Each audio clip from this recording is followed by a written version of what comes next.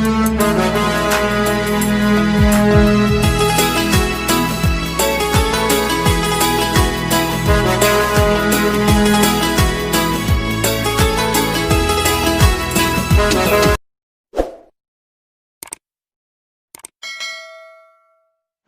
students, welcome to the 8th video of textbook unit 3.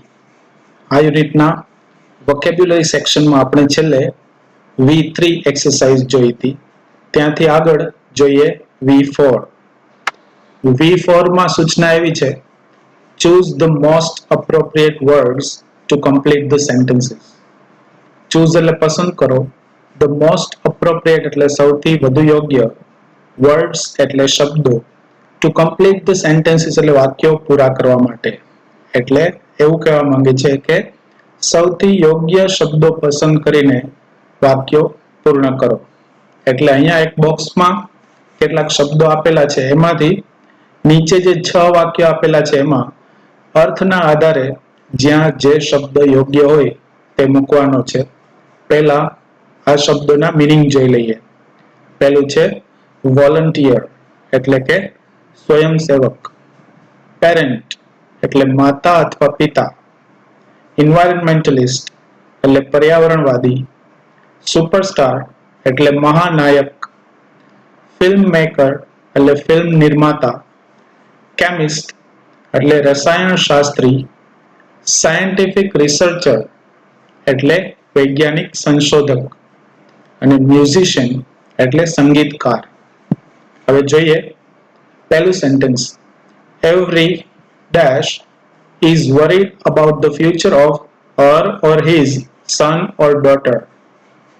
Every એટલે દરેક, ખાલી જગ્યા, is worried એટલે ચિંતિત હોય છે, about એટલે વિશે, the future એટલે ભવિષ્ય, of her or his son or daughter એટલે તેના પુત્ર કે પુત્રીનું. તો ત્યાં શું આવશે? પેરેન્ટ. પેરેન્ટ એટલે માતા કે પિતા. કોઈ પણ માતા કે પિતા હોય તે તેના પુત્ર કે પુત્રીના ભવિષ્ય વિશે ચિંતિત હોય છે અથવા ચિંતિત છે એવું પણ થઈ શકે. તો ત્યાં પહેલામાં પેરેન્ટ.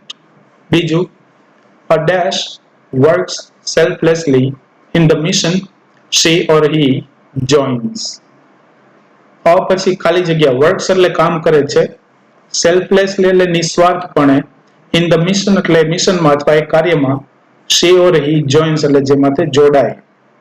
એટલે ત્યાં શું આવશે? વોલન્ટિયર. વોલન્ટિયર એટલે સ્વયંસેવક. તો સ્વયંસેવક એવી વ્યક્તિ હોય કે જે મિશનમાં એ જોડાય, જે કાર્યમાં એ જોડાય તેમાં તે નિસ્વાર્થપણે કાર્ય કરે છે, એટલે કંઈક સામે મેળવ્યા વગર સેવા કરે છે, એને સ્વયંસેવક કહેવાય, એટલે volunteer. Third sentence. People rush in to have a glimpse of a dash wherever she or he goes. People rush in એટલે લોકો દોડી જાય છે, ધસી જાય છે. To have a glimpse એટલે એક glimpse, એક ઝલક મેળવવા, એક ઝાંખી મેળવવા, of a ખાલી જગ્યા, wherever એટલે જ્યાં પણ, she or he goes એટલે તે જાય. તો એમાં શું આવશે? કોની ગ્લિમ્સ મેળવવાની વાત છે? ત્યાં આવશે સુપરસ્ટાર. તો લોકો કોઈક સુપરસ્ટારની વાત છે, જે સુપરસ્ટાર હોય એ જ્યાં પણ જાય ત્યાં લોકો એની એક ઝલક મેળવાઈને એક વખત જોવા માટે દોડી જાય છે એવું કહે છે. Then Janil's father is concerned about the environment and does something for it. He is an dash. Janil's father એટલે જનીલના પિતા, is concerned about એટલે ના વિશે ચિંતિત છે, the environment એટલે પર્યાવરણ, and does something એટલે કંઈક કરે છે, for it એટલે એના માટે. તો જનીલના પિતા પર્યાવરણ વિશે ચિંતિત છે અને એના માટે કંઈક કરે છે, એટલે પર્યાવરણ માટે કંઈક કામ કરે છે. તો એ શું છે? પર્યાવરણવાદી છે, એટલે કે environmentalist છે. He is an environmentalist. પાંચમું વાક્ય. Mr. Iyer is busy in his laboratory inventing something. Mr. Iyer is busy એટલે વ્યસ્ત છે, in his laboratory એટલે પોતાની પ્રયોગશાળામાં, inventing something એટલે કંઈક શોધવામાં. તો Mr. Iyer પોતાની પ્રયોગશાળામાં કંઈક શોધ કરવામાં વ્યસ્ત છે. તો એ કંઈક શોધ કરી રહ્યા છે, તો શું હોય? He is a scientific researcher, એટલે તે વૈજ્ઞાનિક સંશોધક છે. Sentence number 6. Ram Gopal Varma produces horror and suspense movies. He is a dash. Ram Gopal Varma produces એટલે બનાવે છે, નિર્માણ કરે છે હોરર અને સસ્પેન્સ પ્રકારના ફિલ્મોનું. હોરર એટલે જેમાં ભયાનક દ્રશ્ય હોય એવું, અને સસ્પેન્સ એટલે જેની અંદર ઘણી બધી અનિશ્ચિત પરિસ્થિતિઓ હોય જેની સ્ટોરીમાં, એવા મૂવીઝ કે જે એમાં અનિશ્ચિતતાને લીધે એક પ્રકારનું એક્સાઇટમેન્ટ રહે, તેવા મૂવીઝને સસ્પેન્સ મૂવીઝ કહેવાય. તો હોરર અને સસ્પેન્સ એ પ્રકારના ફિલ્મોનું નિર્માણ કરે છે રામ ગોપાલ વર્મા. તો એ રામ ગોપાલ વર્મા શું હોય? ફિલ્મ મેકર, એટલે તે એક ફિલ્મ નિર્માતા છે. તો ઉપર જે શબ્દો આપેલા છે બોક્સમાં, એમાંથી કેમિસ્ટ અને મ્યુઝિશિયન એ બે શબ્દોની ક્યાંય જરૂર ન પડી, એટલે બોક્સમાંથી બાકીના જે શબ્દો હતા જ્યાં શૂટ થતા હતા ત્યાં આપણે મૂક્યા. ત્યાંથી આગળ V5 જોઈએ. V5 માં સૂચના આવી છે, use the correct form of the words from the box to complete the sentences. Correct form of the words એટલે શબ્દોના સાચા રૂપ. ફ્રોમ ધ બોક્સ એટલે બોક્સમાંથી, ટુ કમ્પ્લીટ ધ સેન્ટેન્સીસ એટલે વાક્યો પૂરા કરવા માટે. એટલે બોક્સમાં આપેલા શબ્દોના સાચા રૂપો, જરૂરી હોય તેવા યોગ્ય રૂપોનો ઉપયોગ કરીને વાક્યો પૂર્ણ કરો એવું કહે છે. તો પહેલા બોક્સમાં આપેલા શબ્દો જોઈ લઈએ. તો એમાં યોગ્ય રૂપનો ઉપયોગ કરવાનું કીધું. તો પહેલું શું છે? સપોર્ટ. એટલે સપોર્ટ જ લેવું એવું જરૂરી નથી, સપોર્ટિવ એ જરૂરી તો એ લેવાનું હોય, અથવા એનું કોઈ પણ રૂપ લઈ શકાય. બીજું છે ડિસાઇડ. તો એમાં ડિસાઇડ લેવું કે ડિસિઝન લેવું કે એના પરથી બનતો બીજો કોઈ પણ શબ્દ. એવી રીતે રિમૂવ, એના પરથી બનતો કોઈ પણ શબ્દ. પહેલા મિનિંગ્સ જોઈ લઈએ. સપોર્ટ એટલે સમર્થન આપવું, ટેકો આપવો. ડિસાઇડ એટલે નક્કી કરવું. રિમૂવ એટલે દૂર કરવું કે હટાવવું. બ્યુટીફાય એટલે સુંદર બનાવવું. ઇન્ફોર્મ એટલે જાણ કરવી. અટેન્ડ એટલે હાજરી આપવી. પોલ્યુટ એટલે પ્રદૂષિત કરવું. ડિવોટ એટલે સમર્પિત કરવું કે આપવું. એક સેમ્પલ આપેલું છે ટેક્સ્ટ બુકમાં. Your attendance in both the semesters is low, so you can't appear at the board exam. Your attendance એટલે તમારી હાજરી. જો ત્યાં attendance શબ્દ લીધો, ઉપર બોક્સમાં attend છે, પણ એના ઉપરથી બનતા શબ્દ attendance ની અહીંયા જરૂર છે. ઉપર સૂચનામાં શું છે? યોગ્ય રૂપ મૂકવાનું છે. એટલે attend નું નાઉન એટલે કે નામ મૂકવાનું છે, attendance. In both the semesters એટલે બંને સત્રમાં, is low એટલે ઓછી છે. બંને સત્રમાં તમારી હાજરી ઓછી છે. So you can't appear at the board exam. તેથી તમે બોર્ડની પરીક્ષામાં ન બેસી શકો, બોર્ડની પરીક્ષા ન આપી શકો એવું કહે છે. હવે જોઈએ 1 થી 6 વાક્યો. એમાં પહેલું, Kalpana Chawla had dash parents that helped her to choose her desired career. Kalpana Chawla હેડ ખાલી જગ્યા પેરેન્ટ્સ એટલે કેવા માતા પિતા હતા તે ત્યાં મૂકશું. ધેટ એટલે જે, હેલ્પ્ડ હર એટલે એને મદદ કરી, to choose Har desired career એટલે એની ઈચ્છિત કારકિર્દી પસંદ કરવામાં એના માતા પિતાએ મદદ કરી. તો એ કેવા માતા પિતા હોય? ત્યાં આવશે સપોર્ટિવ, એટલે સપોર્ટિવ પેરેન્ટ્સ એટલે મદદ કરે એવા માતા પિતા. Second sentence, the dash of giving textbooks free of cost to all the students by the government is praiseworthy. The ખાલી જગ્યા of giving textbooks એટલે પાઠ્યપુસ્તકો આપવા, free of cost એટલે વિનામૂલ્યે, to all the students એટલે બધા વિદ્યાર્થીઓને, by the government એટલે સરકાર દ્વારા, is praiseworthy એટલે એ પ્રશંસા પાત્ર છે, સરાહનીય છે. તો ત્યાં શું આવશે? ડિસિઝન. ડિસિઝન એટલે નિર્ણય. તો આખું વાક્ય એવું બનશે કે બધા વિદ્યાર્થીઓને વિનામૂલ્યે પાઠ્યપુસ્તક આપવાનો સરકારનો જે નિર્ણય છે, સરકાર દ્વારા જે નિર્ણય લેવામાં આવ્યો એ સરાહનીય છે અથવા પ્રશંસા પાત્ર છે. એટલે ઉપર જે ડિસાઇડ હતું એમાંથી આપણે નાઉન બનાવ્યું ડિસિઝન. ત્રીજું વાક્ય, before you pass your SSC exam, you should have dash about all the courses after 10th. Before you pass એટલે તમે પાસ કરો એ પહેલા, એટલે તમે તમારી SSC એક્ઝામ પાસ કરો એ પહેલા you should have એટલે તમારી પાસે હોવી જોઈએ ખાલી જગ્યા, about એટલે વિશે, all the courses એટલે બધા અભ્યાસક્રમો, after 10th એટલે 10મા ધોરણ પછીના. તો ત્યાં શું આવશે? ઇન્ફોર્મેશન એટલે કે માહિતી. એટલે આખું વાક્ય એવું કહે છે 10મા ધોરણની SSC ની પરીક્ષા તમે પાસ કરો એ પહેલા જ 10મા ધોરણ પછીના અભ્યાસક્રમો વિશે તમારી પાસે માહિતી હોવી જોઈએ. તો ઉપર જે શબ્દ હતો ઇન્ફોર્મ, એમાંથી આપણે નામ બનાવ્યું ઇન્ફોર્મેશન એટલે કે માહિતી. Sentence number 4. When mummy reached home, she found that everything was set dash in the room. When એટલે જ્યારે, મમ્મી reached home એટલે મમ્મી ઘરે પહોંચ્યા, she found that એટલે એને જોવા મળ્યું કે everything was set એટલે બધું ગોઠવાયેલું હતું. ત્યાં શું આવશે? ઉપરથી શબ્દ જે બ્યુટીફાઈ છે એમાંથી ક્રિયા વિશેષણ લેવું પડશે, એટલે બ્યુટીફુલી. ઇન ધ રૂમ એટલે રૂમમાં. તો મમ્મી જ્યારે ઘરે પહોંચ્યા ત્યારે એને ખબર પડી કે અથવા એને જોવા મળ્યું કે રૂમમાં બધું સુંદર રીતે ગોઠવાયેલું હતું. સુંદર રીતે એટલે beautifully. Our request of dash of the heap of garbage at the corner of our street was attended to immediately.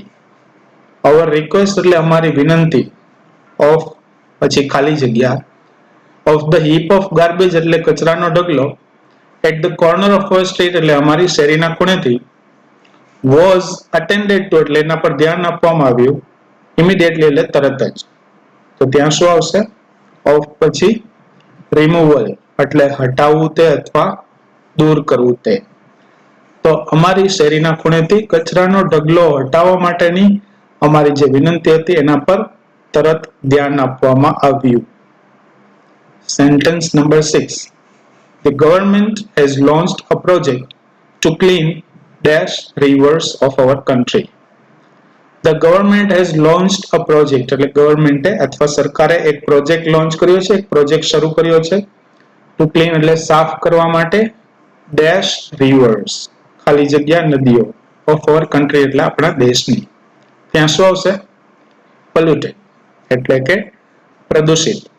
તો સરકારે આપણા દેશની પ્રદૂષિત નદીઓને સાફ કરવા માટે એક પ્રોજેક્ટ શરૂ કર્યો છે એવું કે છે. પહેલું જે સેમ્પલ આપેલું હતું એમાં અટેન્ડ માંથી અટેન્ડન્સ થયું, કારણ કે હાજરી એવું નાઉન જરૂરી હતું. પછી પહેલા વાક્યમાં સપોર્ટ પરથી સપોર્ટ એવું કર્યું કારણ કે ત્યાં વિશેષણની જરૂર હતી. ડિસાઇડ માંથી ડિસિઝન, ઇન્ફોર્મ માંથી ઇન્ફોર્મેશન, બ્યુટીફાઈ માંથી બ્યુટીફુલી, રિમૂવ માંથી રિમૂવલ કર્યું અને પોલ્યુટ માંથી પોલ્યુટેડ. તો એ રીતે જે શબ્દ હોય એનું યોગ્ય રૂપ આપણે ઉપયોગ કર્યું. Now let's move on to the next exercise, V6. એમાં પહેલા આવી સમજૂતી આપેલી છે. V6 માં ક્લિપ વર્ડ્સ. ક્લિપ વર્ડ્સ કોને કહેવાય એ અહીંયા સમજાવેલું છે, એ જોઈએ. Clipping occurs when the original word is reduced to one of its parts, resulting in the formation of a new word. Clipping occurs એટલે clipping ક્યારે થાય છે? ક્લિપ થવું એટલે કટ થવું ખરેખર. When the original word એટલે જ્યારે મૂળ શબ્દ is reduced એટલે એને ઘટાડી નાખવામાં આવે, કાપવામાં આવે, to one of its parts એટલે એમાંથી એક ભાગ સુધી ઘટાડી નાખવામાં આવે, resulting in the formation of a new word. અને એના પરિણામે એક નવા શબ્દની રચના થાય. એટલે કોઈક શબ્દ હોય એનો કોઈક ભાગ કાપીને એકાદો ભાગ રાખવામાં આવે ત્યારે જે નવો શબ્દ બને એને ક્લિપિંગ થયું કહેવાય. This process is also referred to as truncation or shortening. આ જે પ્રોસેસ છે, આ પ્રક્રિયા છે, is also referred to એટલે એને શું કહેવામાં આવે છે? તો આ પ્રક્રિયાને truncation અથવા shortening એવું કહેવાય છે. In clipping, the word is shortened but the meaning remains the same.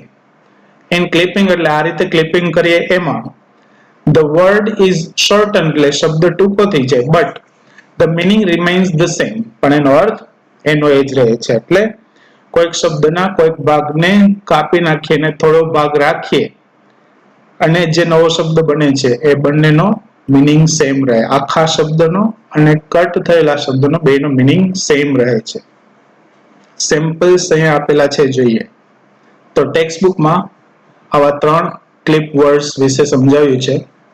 A memo is a brief written message often used in business. Memo કોને કહેવાય? તો brief written message એટલે ટૂંકો લેખિત સંદેશ. Often used એટલે ઘણી વખત વપરાય છે બિઝનેસ એટલે વ્યાપારમાં. તો બિઝનેસની દુનિયામાં આ મેમો શબ્દ શેના માટે વપરાય છે? કંઈક ટૂંકો લેખિત સંદેશ એના માટે આ શબ્દ વપરાય છે. It is a clipping of memorandum. એટલે મેમો છે મેમોરેન્ડમ નું ક્લિપિંગ છે એટલે આખો શબ્દ મેમોરેન્ડમ છે એમાંથી શોર્ટમાં આપણે મેમો એવું બોલીએ છીએ. કોઈક જગ્યાએ રોકડેથી કંઈક વસ્તુની ખરીદી કરીએ તો કેશ મેમો એવું લખેલું હોય. ઘણી વખત વાહન વ્યવહારના નિયમોનો કોઈ ભંગ કરે ત્યારે પણ પોલીસ વાળા જે હોય એ મેમો આપે છે એવું કહીએ તો મૂળ મેમો જે છે આખો શબ્દ શું છે? મેમોરેન્ડમ. બીજું, if your pet is sick you take it to a vet. It is a clipping of veterinarian. If your pet is sick એટલે જો તમારું પાલતુ પ્રાણી બીમાર હોય you take it to a vet. તમે એને એક vet પાસે લઈ જાઓ છો. It is a clipping of veterinarian. તો vet શું છે? આખો શબ્દ જે છે veterinarian એનું ક્લિપિંગ છે એટલે એનો શોર્ટ કરેલો શબ્દ છે. તો વેટરીનેરિયન એટલે પશુ ડોક્ટર એટલે પ્રાણીઓ માટેના જે ડોક્ટર હોય એને વેટરીનેરિયન કહેવાય અને એને ટૂંકમાં વેટ કહેવાય છે. ત્યારબાદ a clip for gasoline is gas. તો ગેસોલિન માટેનો ક્લિપ વર્ડ શું છે? ગેસ. ગેસોલિન એટલે ખરેખર પેટ્રોલ તો એનું શોર્ટમાં ગેસ કહેવામાં આવે છે. એટલે પેટ્રોલ માટે યુએસ ઇંગ્લિશમાં ગેસોલિન શબ્દ વપરાય છે અને ત્યાં ગેસ સ્ટેશન કે ગેસ પંપ એવું હોય એટલે પેટ્રોલ પંપની વાત હોય. તો આ પ્રકારના જે ક્લિપ વર્ડ્સ છે એના વિશે ટેક્સ્ટ બુકમાં આગળ આ રીતે સૂચના આપી છે. Now write the clip words for the longer words. એટલે અહીંયા જે લાંબા શબ્દો આપેલા છે એના માટેના ક્લિપ વર્ડ્સ લખો એવું કે છે. તો જોઈએ, બ્રધર એને શોર્ટમાં આપણે શું કહીએ? બ્રો. Champion, champ. ડોક્ટર એને શોર્ટમાં શું કહીએ? ડોક. પોપ્યુલર મ્યુઝિક એને શોર્ટમાં શું કહીએ? Pop music. હેમબર્ગર, બર્ગર આપણે માત્ર બર્ગર કહીએ છીએ પણ આખો શબ્દ છે હેમબર્ગર. ડેમોન્સ્ટ્રેશન એનું ટૂંકમાં ડેમો. રેવોલ્યુશન એનું શોર્ટ રેવ. રેવોલ્યુશન એટલે ક્રાંતિ એવું થાય. રેફ્રિજરેટર એમાંથી ફ્રિજ. જો રેફ્રિજરેટર શબ્દના સ્પેલિંગમાં ડી નથી પણ જ્યારે એનું શોર્ટ કરીએ ફ્રિજ ત્યારે એમાં ડી ઉમેરાય છે. એડવર્ટાઇઝમેન્ટ એનું ટૂંકમાં ad. Graduate, grad. Teenager, teen. Market, mart. Mart શબ્દ ઘણી જગ્યાએ કોમન છે, વી માર્ટ, ડી માર્ટ વગેરે. તો એ માર્કેટનું શોર્ટ છે. જિમ્નેશિયમ એનું શોર્ટ જીમ. ઇન્ફ્લુએન્ઝા એનું શોર્ટમાં ફ્લૂ. સ્વાઇન ફ્લૂ કે બીજા કોઈ પણ પ્રકારના ફ્લૂની વાત કરીએ તો ફ્લૂ શબ્દ આપણે યુઝ કરીએ છીએ પણ ખરેખર આખો શબ્દ છે ઇન્ફ્લુએન્ઝા. અને પ્રેસિડેન્ટ એના માટે આ શબ્દ વપરાય છે પ્રેઝ. તો આ બધા ક્લિપ વર્ડ્સ આપેલા છે આખા શબ્દમાંથી ક્લિપિંગ થયેલું છે એવા શબ્દો. ત્યાંથી આગળ ટેક્સ્ટ બુકમાં એવી સૂચના છે, find out some clip words from English newspapers and write the main word. Find out એટલે શોધો, some clip words એટલે આવા ટૂંકા કરેલા શબ્દો, from English newspapers એટલે English છાપાઓમાંથી, and write the main word અને મૂળ શબ્દ લખો. તો ઇંગ્લિશ છાપામાંથી કેટલાક આવા ટૂંકા શબ્દો જે હોય એ શોધો અને એની સામે એનો મેઇન વર્ડ મુખ્ય શબ્દ લખો. એવો એક શબ્દ ટેક્સ્ટ બુકમાં આપેલ છે, કોન, એમાંથી કોન્વિક્ટ એટલે ગુનેગાર અથવા અપરાધી એવું થાય. તો એક આપેલું છે, બાકીના 9 શોધવાના છે. મેં ઇંગ્લિશ ન્યૂઝપેપર વાંચતી વખતે મારી સામે જે શબ્દો આવ્યા હોય એવા કેટલાક યાદ કરીને લખ્યા છે, અહીંયા બતાવું છું. તમારે બીજા એવા ક્લિપ વર્ડ્સ શોધીને લખવાના છે. જોઈએ, મેડ, મેડિકલ, બીઝ એવું વપરાય છે, તો એ શેના માટે હોય? બિઝનેસ. કોપ્ટર, તો આખો શબ્દ શું હોય? હેલિકોપ્ટર. એટલે હેલિકોપ્ટર માટે કોપ્ટર વપરાતું હોય અથવા ઘણી વખત ચોપર શબ્દ વપરાતો હોય. ત્યારબાદ પ્લેન્ટ, તો આખો શબ્દ છે કમ્પ્લેન્ટ. ENGG આ રીતે શોર્ટમાં લખ્યો હોય તો આખો શબ્દ છે એન્જિનિયરિંગ. ઓઇલ કો, આ બે શબ્દ ભેગા કરીને આ રીતે વપરાય છે. આખો બે શબ્દ કઈ રીતે બને? Oil company. આ રીતે ઇંગ્લિશ ન્યૂઝપેપર્સમાં ટેલકો હોય છે, TELCO, તો એનું ફૂલ ફોર્મ એવું થાય ટેલિકોમ કંપની. દેન OPPN, તો એમાં પણ આખો શબ્દ છે ઓપોઝિશન એટલે કે વિરોધ પક્ષ. ક્રોક, એમાં મૂળ શબ્દ છે ક્રોકોડાઇલ. ક્વેક, એમાં આખો શબ્દ છે અર્થક્વેક. તો આમાં પહેલો શબ્દ જે હતો ટેક્સ્ટ બુકમાં, એના સિવાયના 9 શબ્દો મેં મારી રીતે વિચારીને અહીંયા મૂક્યા છે. તમારે બીજા નવા 9 શબ્દો આવા શોધીને મૂકવાના છે, જે ટેક્સ્ટ બુકમાં પણ ના હોય, નવનીતમાં પણ ના હોય અને અહીંયા આપેલા શબ્દોમાંથી પણ ના હોય એવા નવા શબ્દો શોર્ટ ગોતીને લખવાના છે, ક્લિપ વર્ડ્સ અને એની સામે મૂળ શબ્દ. નાઉ લેટ્સ ટોક અબાઉટ હોમવર્ક. આપણે અત્યારે વોકેબ્યુલરી સેક્શનમાં છેલ્લે V6 સુધી જોયું. હવે ત્યારબાદ ટેક્સ્ટ બુકમાં કોમ્પ્રિહેન્શન વિભાગ છે. એમાંથી તમારે કઈ એક્સરસાઇઝીસ લખવાની છે જોઈએ. C3 એની અંદર MCQs આપેલા છે, એ લખવાના છે ફેરબુકમાં. C4 એની અંદર Q&A એટલે ક્વેશ્ચન્સ એન્ડ આન્સર્સ, પ્રશ્ન જવાબ છે, એ પણ ફેરબુકમાં લખવાના છે.